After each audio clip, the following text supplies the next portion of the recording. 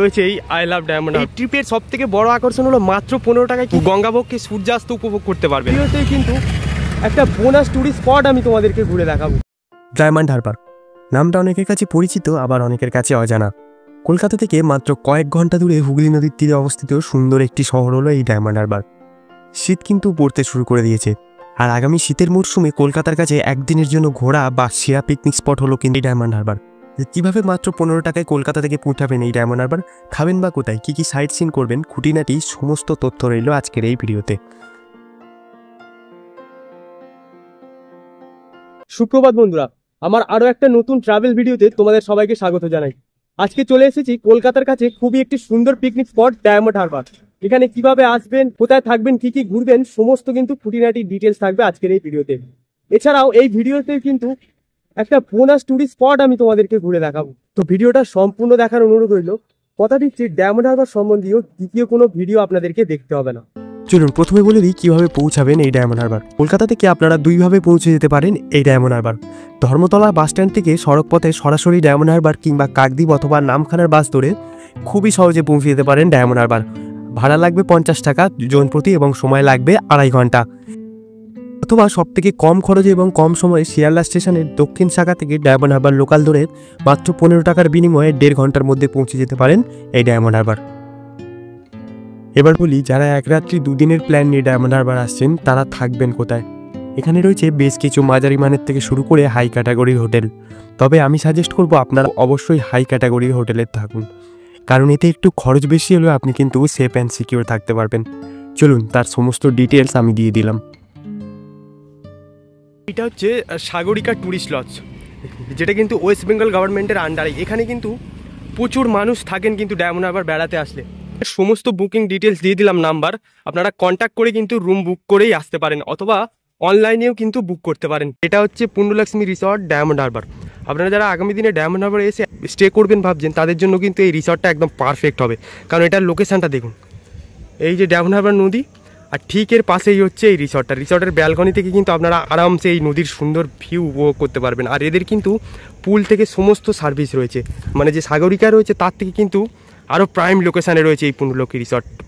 সমস্ত booking number details আমি দিয়ে দিলাম, অবশ্যই কিন্তু কন্ট্যাক্ট করে এখানে থাকতে পারো। চলুন এবার জেনে নিই ডায়মন্ড হারবার পৌঁছে আপনারা কী কী সাইট সিন করবেন। এই ডায়মন্ড হারবার ট্যুরের সাথে আপনারা করে নিতে পারেন বেশ কিছু সাইট সিন, যেমন diamond Harbour picnic ground, Muktangan, ছোট নদীর পাড়, জেটিঘাট, ও এরও সঙ্গে থাকবে লঞ্চ ভ্রমণ এবং আরও একটি বোনাস ট্যুরিস্ট স্পট, যেটার চমক কিন্তু আপনাদের জন্য ভিডিওর শেষে থাকবে। ঘড়িতে সময় 11:15। এইমাত্র নামলাম ডায়মন্ড হারবার স্টেশন। আর শিয়ালদা থেকে ডায়মন্ড হারবার আসতে মোটামুটি 1 ঘন্টা 40 মিনিট মতন টাইম লাগে। এখান থেকে বেরিয়ে আপনাদের প্রথম কাজ হলো বাইরে থেকে গিয়ে টোটো ধরে ডায়মন্ড হারবার পিকনিক স্পটে পৌঁছানো। এই ডায়মন্ড হারবার স্টেশনের কিন্তু বাইরে থেকেই টোটো পেয়ে যাবেন। চলুন সেটা দেখিয়ে দিই। এই যে ডায়মন্ড হারবার স্টেশনের এক্সিট গেট দিয়ে আপনারা বেরোচ্ছেন। এক্সিট গেট দিয়ে বেরিয়েছে এই যে বাঁ দিকে রাস্তাটা ধরবেন, এইটা চলে যাচ্ছে কলকাতার দিকে, আর আপনারা বাঁ দিকে রাস্তাটা ধরবেন। এই বাঁ দিকে রাস্তা ধরে সোজা চলে যাবেন বাটা তেল পাম্পের দিকে। 2 মিনিট হাঁটতে হবে। ওখান থেকে কিন্তু ডায়মন্ড হারবার পিকনিক স্পট যাওয়ার টোটোগুলো ছাড়ছে, কারণ এই মুহূর্তে এই স্টেশন চত্বরে প্যাসেঞ্জার টোটো অ্যালাউ করছে না। যার কারণে আপনাদেরকে স্টেশন থেকে বেরিয়ে বাঁ দিকে রাস্তা ধরে কিছুটা এগিয়ে বাটা তেল পাম্প থেকেই কিন্তু পিকনিক স্পটের টোটোগুলো ধরতে হবে। 10 টাকা ভাড়া নেবে। ডায়মন্ড হারবার বাটা তেল পাম্প থেকে এরকমই একটা টোটোতে করে আমরা পৌঁছে গেলাম ডায়মন্ড হারবার পিকনিক স্পট। এই পিকনিক স্পটে ঢোকার মুখেই রয়েছে টিকিট কাউন্টার। এখানে জন প্রতি টিকিট লাগবে 10 টাকা এবং বিভিন্ন গাড়ির জন্য রয়েছে বিভিন্ন রকমের রেট, যেমন মোটর বাইকের জন্য 50 টাকা, বড় গাড়ির জন্য 500 টাকা, বাসের জন্য রয়েছে 1000 টাকা, এরকম বিভিন্ন কিন্তু পার্কিং চার্জ রয়েছে। আপনারা সেটার সমস্ত ডিটেলস দেখে ওখানে গাড়ি পার্ক করে রাখতে পারেন। আর আপনারাও কিন্তু এই পিকনিক গ্রাউন্ডের ভেতরে সমস্ত পিকনিকের সরঞ্জাম এনে সপ্তাহে একটা দিন পিকনিক করতে পারেন।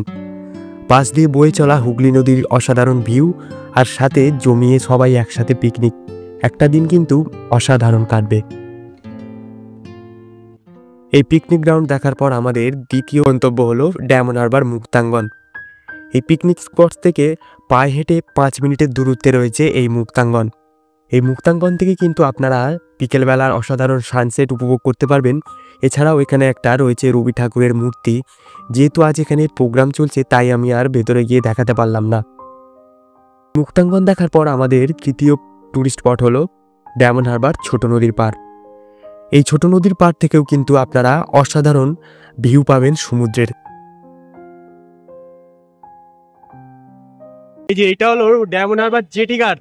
এই এখান থেকে কিন্তু কুকড়াহাটি যাওয়ার আপনারা ফেরি পেয়ে যাবেন, ওই যে লেখা আছে দেখুন কুকড়াহাটি ফেরিঘাট। আর এই যে এখানে রয়েছে এই আই লাভ ডায়মন্ড হারবার, এটা যখন সন্ধ্যেবেলা আলো জ্বলবে তখন কিন্তু আরও সুন্দর দেখতে লাগবে। এখন দিনের বেলা এরকম লাগছে, সন্ধ্যেবেলা আলো জ্বলার পর দেখাবো, দারুণ দেখতে লাগবে। কিন্তু বিশাল বড় একটা জাহাজ যাচ্ছে দেখুন,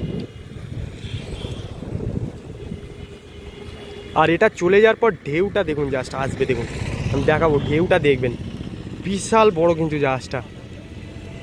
ওশিয়ান গ্লোরি, জাহাজটার নাম হচ্ছে ওশিয়ান গ্লোরি। এটা কাটছে দেখুন জায়গাটা।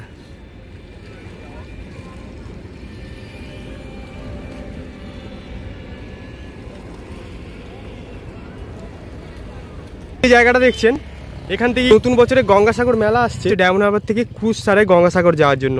এই যে এখান থেকে ক্রুজগুলো ছাড়ে, যেগুলোর বুকিং কিন্তু আপনারা অনলাইনে করে আসতে পারবেন। ডায়মন্ড হারবারে সারাদিন ঘোরার সমস্ত ডিটেলস আমি দিয়ে দিলাম। এবার বলি খাবেন কোথায়। এক তো আপনারা পিকনিকের সরঞ্জাম এনে ডায়মন্ড হারবার পিকনিক গ্রাউন্ডের ভেতরে কিন্তু রান্না করে খেতে পারেন, অথবা ডায়মন্ড হারবারের সেরা বেশ কয়েকটি হোটেল হলো যেমন দেবপুর হোটেল, পূর্ণলক্ষ্মী রিসর্ট এবং সাগরিকা, এখান থেকেও খেতে পারেন। অথবা ডায়মন্ড হারবার স্টেশনের উল্টো দিকে পাঞ্জাব হোটেলও কিন্তু বেশ বিখ্যাত। খাওয়া দাওয়া কমপ্লিট করে নিয়েছি, এবারে আমরা যাব কিন্তু ডায়মন্ড হারবারের সেই বহু প্রতীক্ষিত লঞ্চে করে সূর্যাস্ত দেখতে। এই ডায়মন্ড হারবার ট্যুরের অন্যতম আকর্ষণ কিন্তু এই সূর্যাস্ত। তো চলুন কিভাবে লঞ্চ পাবেন তার সমস্ত ডিটেলস আমি দিয়ে দিই। যারা যারা লঞ্চে করে সূর্যাস্ত দেখবেন ভাবছেন, তাদেরকে কিন্তু আসতে হবে এই ডায়মন্ড হারবার জেটি ঘাট। এটা হচ্ছে ডায়মন্ড হারবার জেটি ঘাটের মেন গেট, আর ওই যে ভেতরে টিকিট কাউন্টার রয়েছে, লাইন দিয়ে টিকিট করতে হবে। কিন্তু এই যে এটা হচ্ছে টিকিট কাউন্টারের লাইন। এই যে টিকিট কেটে নিয়ে এই হচ্ছে বাঁদিকের রাস্তাটা ধরে, এই যে টিকিট কাউন্টার কেটে নিয়ে এই যে বাঁদিকের রাস্তা ধরে সোজা গিয়ে গেট রয়েছে, ওখান থেকে টিকিটটা দেখালে কিন্তু এন্ট্রি হয়ে যাবে। এই যে এখন কিন্তু সব জায়গায় এই স্মার্ট টিকিট চালু হয়ে গেছে। কিন্তু আগে সেই সরকারি বাসের মতন টিকিট দিত, কিন্তু এখন হচ্ছে টিকিট মূল্য নিল 27 টাকা, আর স্মার্ট টিকিট চালু হয়ে গেছে। কিন্তু এই যে এরকম স্মার্ট গেট রয়েছে, এখানে জাস্ট টিকিটটা স্ক্যান করতে হবে, করলে গেট খুলে গেলে এই যে ভেতরে চলে গেলাম। এই যে দেখুন, এই যে ডায়মন্ড হারবার জেটি ঘাটে প্রবেশ করলাম। এই যে হচ্ছে ভ্যাসেল দাঁড়িয়ে রয়েছে, এখন কিছুক্ষণ বাকি রয়েছে, একটু ঘুরে নিয়ে আশপাশটা নিয়ে তারপর ভ্যাসেলে উঠবো। এটা হচ্ছে ডায়মন্ড হারবার জেটি ঘাট। আমি দাঁড়িয়ে রয়েছি ডায়মন্ড হারবার জেটি ঘাটের একদম সামনে। এই যে আমার পেছনে রয়েছে আমাদের ভ্যাসেল, আর এটাতে করেই কিন্তু আমরা আজকে যাব কুকড়াহাটি। আপনারা যারা ডায়মন্ড হারবার সূর্যাস্ত দেখবেন ভাবছেন এইরকম ভ্যাসেলে চেপে, তারা কিন্তু জাস্ট ডায়মন্ড হারবার জেটি ঘাটে এসে 27 টাকা লাগবে টিকিট, ঠিক আছে? এটা দিয়ে হচ্ছে কুকড়াহাটি চলে যাবেন, ওখান থেকে আবার পরের ভ্যাসেলে কুকড়াহাটি থেকে এই ডায়মন্ড হারবার আসবেন। এই পুরো জার্নিটা লাগবে 45 মিনিট মতন টাইম লাগবে, যাওয়া আবার 45 মিনিট টাইম লাগবে। এই যে ভ্যাসেলটা একটু দেখায়, এরকম বসার চেয়ার রয়েছে, হ্যাঁ প্রচুর মানুষ বসে রয়েছেন, এরকম বসার চেয়ার রয়েছে, ভেতরে খাবার দাবারেরও দোকান রয়েছে যত সম্ভব, ছাড়লে দেখাচ্ছি। আর এর ঠিক পার্সেল দাঁড়িয়ে রয়েছে, অসাধারণ। এই 45 মিনিট যে জার্নিটা হবে না, অসাধারণ লাগবে। ঘুরতে সময় 3:15 আর আমাদের ভ্যাসেল কিন্তু ছেড়ে দিল। এই যে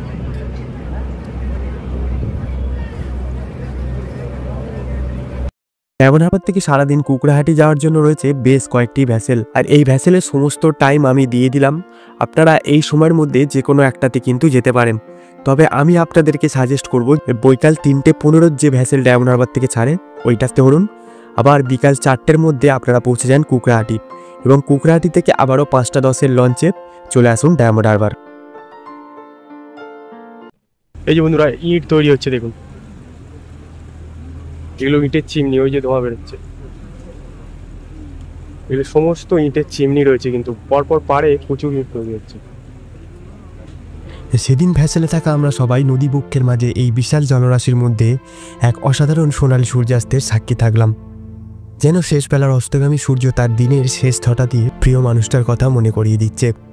এরই সঙ্গে আশপাশে উঠতে থাকা বিভিন্ন পরিযায়ী পাখিরা তাদের ভাষায় আমাদেরকে আবারও এখানে আসার আমন্ত্রণ জানাচ্ছে। এই হচ্ছে কুকড়াঘাটি ভ্যাসেল ঘাটের টিকিট কাউন্টার। আপনারা ডায়মন্ড হারবার থেকে কুকড়াহাটি আসছেন, আবার এই কুকড়াহাটি ভ্যাসেল ঘাট থেকে একইভাবে টিকিট কেটে কিন্তু চলে যাবেন ওপারে ডায়মন্ড হারবার। এই যে হচ্ছে টিকিটের লাইন। ঘুরিতে সময় বিকেল 4:45, আবারও পৌঁছে গেলাম ডায়মন্ড হারবার। এই 1.5 ঘন্টার জার্নি কিন্তু লাইফ টাইম এক্সপিরিয়েন্স হতে চলেছে আপনাদের। আপনারা যারা ডায়মন্ড হারবার আসছেন অবশ্যই কিন্তু এই ভ্যাসেলে করে একবার সূর্যাস্তটা এনজয় করবেন, দুর্দান্ত লাগবে কিন্তু। সূর্যাস্ত দেখার পর ডায়মন্ড হারবার জেটি ঘাটের বাইরে থেকে আপনারা টোটো করে চলে আসুন ডায়মন্ড হারবার স্টেশন বাজার এবং সেখান থেকে পায়ে হেঁটে চলে যান ডায়মন্ড হারবার ভারত সেবাশ্রম সংঘ। এই ভারত সেবাশ্রম সংঘ কিন্তু এই ডায়মন্ড হারবার ট্রিপের একটি বোনাস ট্যুরিস্ট স্পট। আপনারা যারা একদিনের জন্য ডায়মন্ড হারবার ভ্রমণ করছেন তারা কিন্তু এই ভারত সেবাশ্রমের সন্ধ্যা আরতি দেখার পর ডায়মন্ড হারবার স্টেশন থেকে ট্রেন ধরে আবারও ফিরে যেতে পারেন কলকাতা। এই ভারত সেবাশ্রমের এই সন্ধ্যা আরতি শুরু হয় মোটামুটি সন্ধ্যে 6টা থেকে আর শেষ হয়ে যায় 6:30 থেকে 6:45টার মধ্যে। অতএব আপনারা কিন্তু 6:45টার পর ডায়মন্ড হারবার স্টেশন থেকে ট্রেন ধরে ফিরে যেতে পারবেন যে যার গন্তব্যে। এই যে ভারত সেবাশ্রম সংঘ মন্দিরের ভেতরে, এটা অসাধারণ দেখতে কিন্তু মন্দিরটা।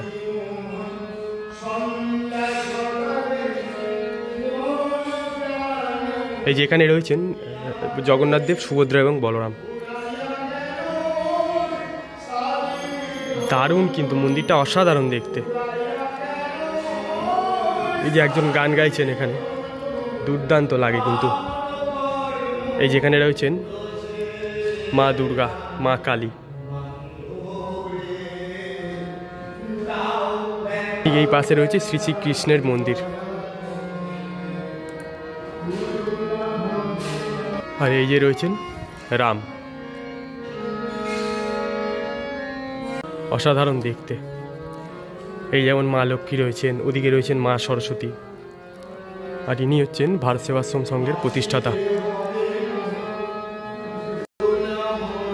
আর এই যে পাশে রয়েছেন দেবাদিদেব মহাদেব। এখানেও কিন্তু নিত্য পুজো করা হয়।